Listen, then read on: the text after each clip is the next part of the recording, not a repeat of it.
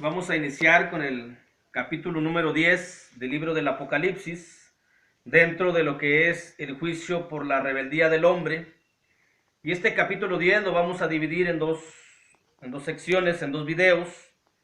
Hoy veremos del capítulo 1, del capítulo 10, del versículo 1 hasta el versículo 7. Y el día de mañana, si Dios lo permite, veremos del versículo 8 al versículo 11. Hasta este momento hemos estado hablando de las fuerzas malignas, de su trabajo, de todo lo que han estado haciendo durante la sexta trompeta y pues prácticamente hasta la sexta trompeta. Este juicio es paralelo al juicio de los sellos, será paralelo también al juicio de las copas de ira. Y todo esto ha estado pasando ya, hasta la sexta trompeta ha estado pasando. Mientras siga la vida humana, seguirá pasando todo lo que la Biblia nos ha hablado hasta este momento. Esas fuerzas malignas, esas hordas satánicas que andan por todo el mundo, destruyendo el alma del ser humano, destruyendo la vida espiritual del ser humano, está pasando. Pero como hemos hablado, bueno, la Biblia nos ha hablado mucho de todo lo que están haciendo. También la Biblia en el capítulo 10 y capítulo 11 nos habla del estado que guardan las cosas espirituales. Cómo está el Nuevo Testamento, cómo está la palabra de Dios, todo en general, y cómo está la iglesia. Ya nos ha hablado de lo que está pasando con las fuerzas demoníacas, pero hoy nos va a hablar de lo que está pasando con las cosas espirituales durante el proceso de este juicio. Que este juicio inició desde que empieza el ser humano, desde que Dios creó al ser humano. Ha estado sucediendo. Vendrá el juicio ejecutorio, donde ya no hay tiempo, donde ya no hay modo de cambiar las cosas. En la séptima trompeta, donde se acaba el fin del mundo, donde viene el fin del mundo y se terminó el tiempo para el ser humano. Pero como hemos estado hablando mucho de las cosas demoníacas, satánicas, de las fuerzas malignas, también es necesario, y la Biblia no lo presenta, hablar del estado de las cosas espirituales. Y esto es lo que vamos a estar hablando, capítulo 10 y capítulo 11, el estado de las cosas espirituales durante el juicio por la rebeldía del hombre. Y lo que destaca el capítulo 10, para no adelantarnos mucho, lo que destaca el capítulo 10 son tres cosas, que es la guardia, la custodia angelical de parte de Dios hacia su librito. Y el librito, obviamente, tenemos que entenderlo como el Nuevo Testamento. Librito porque lo menciona la palabra librito, porque es un libro de fácil acceso. Es un libro que incluso hasta en la bolsa de la camisa lo puede uno traer, en el pantalón, en el celular. Es un libro muy barato, el Nuevo Testamento. El acceso hacia la salvación, al conocimiento de la salvación, es muy barata. Incluso en muchas partes se regala el Nuevo Testamento. Hoy se puede descargar a través del internet, en el celular, Nuevo Testamento hasta interlineal, el original griego. Por eso menciona la palabra librito, por el fácil acceso que se tiene. Pero librito en forma de riqueza abundante, porque en ella encontramos los pasos hacia la salvación. En el Nuevo Testamento encontramos la forma de cómo adorar a Dios. En el Nuevo Testamento encontramos la forma de cómo agradar a Dios, de cómo salvar nuestra alma. La importancia que tiene este librito. Destaca pues la guardia, la custodia angelical de parte de Dios a su librito, y su librito siempre abierto. A pesar de las fuerzas demoníacas que están en todo el mundo, el librito sigue abierto. Y también por allá en el versículo número 8 al versículo 11, la responsabilidad de cada ser humano, como es la salvación individual, la responsabilidad y el efecto que produce este librito en aquellos que lo leemos, en aquellos que, digamos, lo tragamos o lo comemos literalmente como alimento, y lo que produce. Eso lo veremos allá en el versículo 8 en adelante. Dice, antes de empezar a leer, también es necesario ver que hay un cambio de escena. Ya no vemos a Juan, el apóstol, en el cielo. Hoy lo vemos, pareciera, o todo da a indicar que Juan ya está en la tierra. Por eso habíamos dicho de que de repente cambiamos de escena en el Apocalipsis. A veces en el cielo, hoy lo vemos en la tierra cuando dice el versículo 1, vi descender del cielo a otro ángel fuerte. Obviamente podemos ver que Juan está en la tierra y viendo que del cielo desciende un ángel fuerte. Y también porque allá en el versículo número 4 dice que él iba a escribir las cosas que estaba viendo o que estaba oyendo.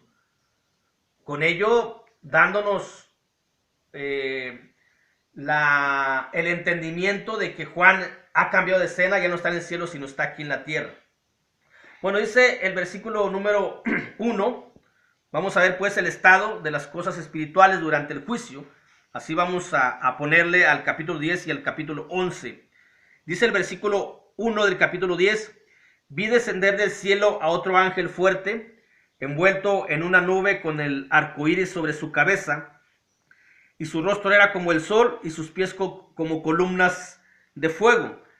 Este ángel fuerte no es Jesucristo. Lo menciona como ángel fuerte porque ya hemos dicho en otras ocasiones de que la estructura angelical o la estructura de los ángeles es muy distinta a la estructura humana y también muy distinta a la divina. La estructura divina se compone Padre, Hijo y Espíritu Santo, un solo Dios, los tres el mismo nivel, la misma jerarquía, una sola humanidad, todos somos seres humanos. Pero en los ángeles hay puestos, digamos, jerárquicos, porque hay ángeles, hay arcángeles, hay serafines y hay querubines.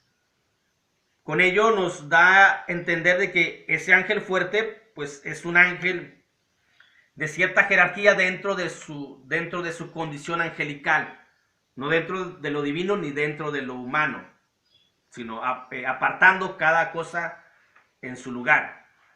Pero este ángel fuerte no es Jesucristo, porque dice el versículo 6 que este ángel juró por el que vive por los siglos de los siglos, que creó el cielo y las cosas que están en la tierra, que están en él, y la tierra y las cosas que están en ella.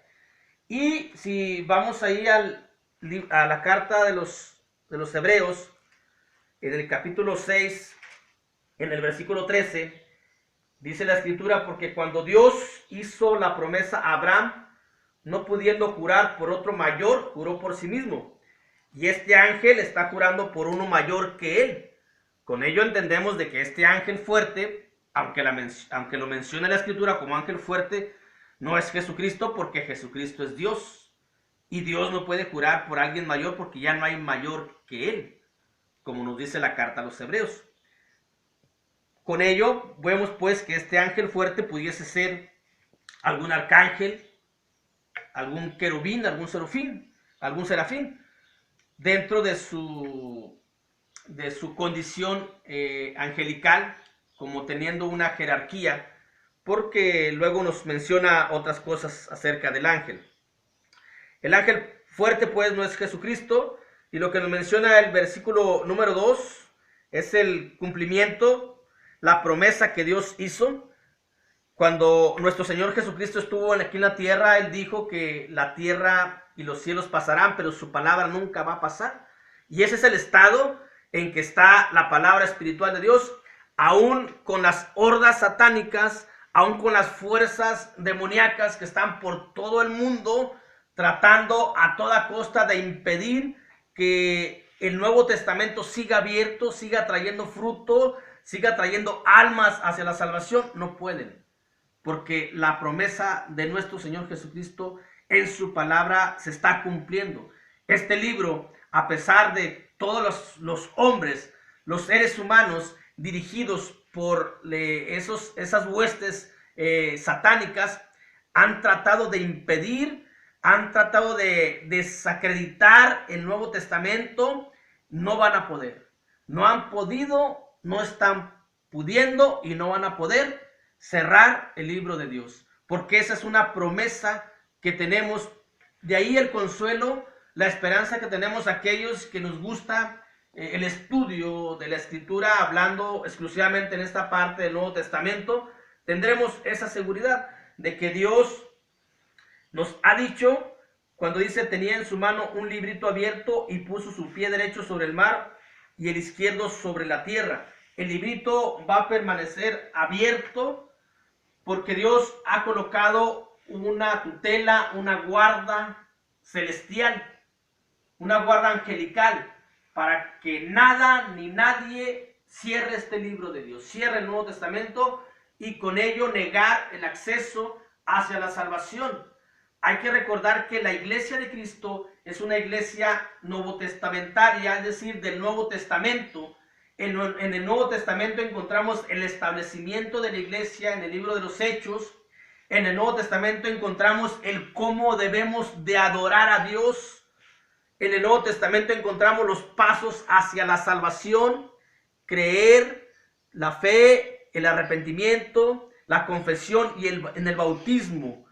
Esos son los pasos que se deben de seguir para encontrar la salvación del alma, buscar a Jesús, porque solamente Jesús, como hemos dicho ayer, nos lleva al Padre, y solamente Jesús como tal vino a morir, y eso viene en el Nuevo Testamento.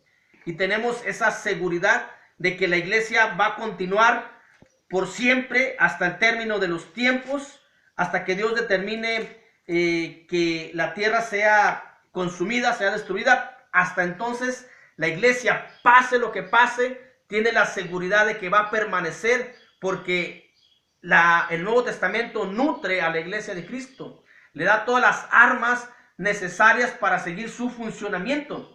Y como dice el libro de Mateo, Evangelio de Mateo, capítulo 16, versículo 18, yo también te digo que tú eres Pedro, y sobre esta roca edificaré mi iglesia, y las puertas del Hades no prevalecerán contra ella. Los poderes satánicos no prevalecerán contra el librito de Dios, contra el Nuevo Testamento, tampoco con la iglesia, que a su vez se nutre del Nuevo Testamento. Esa es una seguridad que tenemos y un gran consuelo. Y este es el estado que guardan las cosas espirituales de Dios. El libro abierto, la iglesia siempre abierta, pase lo que pase en el mundo, pase lo que pase con las fuerzas demoníacas, con esa horda que ha salido por el mundo entero a engañar, a perder el alma de todos los seres humanos que se dejan llevar por esas falsas ideas, por esas falsas doctrinas, por esas falsas enseñanzas, por esas falsas costumbres dirigidas por mentes diabólicas. Pero tenemos aquí la seguridad que Dios nos ha dejado de que su palabra, de que el librito siempre va a permanecer abierto, y tiene una guardia, tiene una tutela angelical, porque los ángeles, como dice Hebreos capítulo 1 versículo 14, dice: no son todos espíritus ministradores enviados para servicio a favor de los que serán herederos de la salvación. Los ángeles ministran a los que hemos de ser, o a los que han de ser salvos en esta dispensación. Y uno de sus servicios es mantener la palabra, el libro de Dios, el librito del Nuevo Testamento abierto, que nada ni nadie lo puede cerrar. Ese es el consuelo, y ese es el estado que guarda este librito de Dios. Y en el versículo 4 y versículo 5 dice, el versículo 3: y clamó a gran voz como ruge un león, y cuando hubo clamado, 7 truenos emitieron sus voces. Versículo 4: cuando los 7 truenos hubieron emitido sus voces, yo iba a escribir, pero oí una voz del cielo que decía: sella las cosas que los 7 truenos han dicho, y no las escribas. La soberanía de Dios, al revelar solamente lo necesario al hombre. Lo que tenemos revelado a través de toda la Escritura, y hablando exclusivamente en esta parte, en este estudio, hablando solamente del Nuevo Testamento, es lo único y lo necesario que tenemos para la salvación de nuestra alma. No necesitamos empezar a divagar qué dijeron esos 7 truenos, o cómo hablar los 7 truenos. No es de nuestra incumbencia meternos en esos asuntos donde Dios no habla, porque aún el silencio de Dios dice muchas cosas. Pero lo que sí tenemos como una confianza y como una seguridad es que lo que está revelado es lo suficiente para nuestra salvación. Porque aún sin tener este conocimiento de lo que se dijo, de lo que esas 7 voces, esos 7 truenos hubiesen hablado y que no están escritas aquí, no nos iba a dar más certidumbre ni menos certidumbre. Lo que tenemos certidumbre es en el Nuevo Testamento, en el librito abierto, en el Evangelio de Juan. En el Evangelio de Juan, en el capítulo 20, versículo 30 y versículo 31, dice la Escritura: hizo además Jesús muchas otras señales en presencia de sus discípulos, las cuales no están escritas en este libro.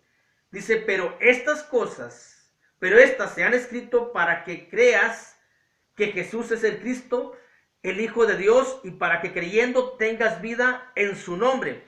Así que no es necesario investigar o sentirnos decepcionados porque lo que dijeron los 7 truenos no está escrito. Con lo que está escrito es más que suficiente para tener certidumbre de la fidelidad y de la salvación que Dios otorga al ser humano. Ya si queremos empezar a mezclar cosas, que las siete palabras de Jesús, mezclarlas con esto, ya sería producto de mente humana que no está de acuerdo a lo que Dios nos está mencionando.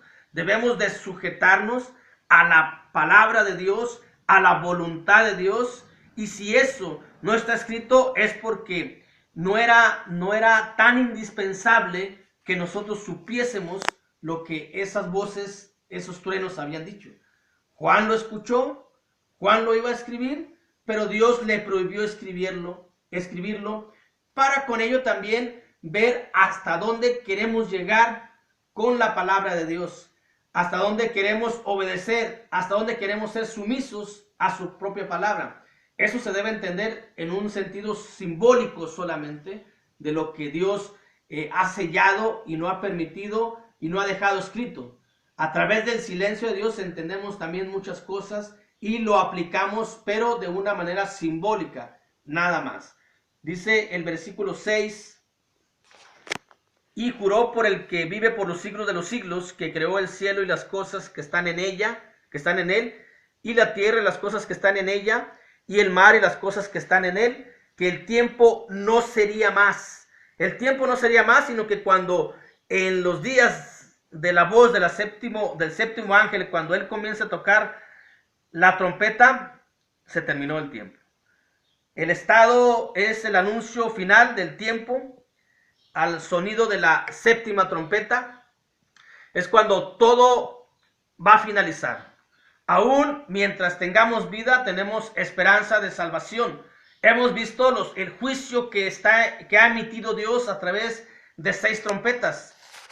Es necesario creerlo y es necesario el arrepentimiento y el cambio de vida, el cambio de mentalidad, dejar la mentalidad satánica por una mentalidad espiritual para poder alcanzar la salvación que Dios ha ofrecido por su gran amor y por su gran misericordia, porque cuando se anuncie la séptima trompeta, entonces se terminó todo, como dice aquí la Escritura, el tiempo no será más. Dice el versículo 7, sino que en los días de la voz del séptimo ángel, cuando él comience a tocar la trompeta, el misterio de Dios se consumará, como él lo anunció a sus siervos los profetas. El misterio de Dios que estaba oculto desde tiempos antiguos, pero que ha sido revelado a sus santos los profetas.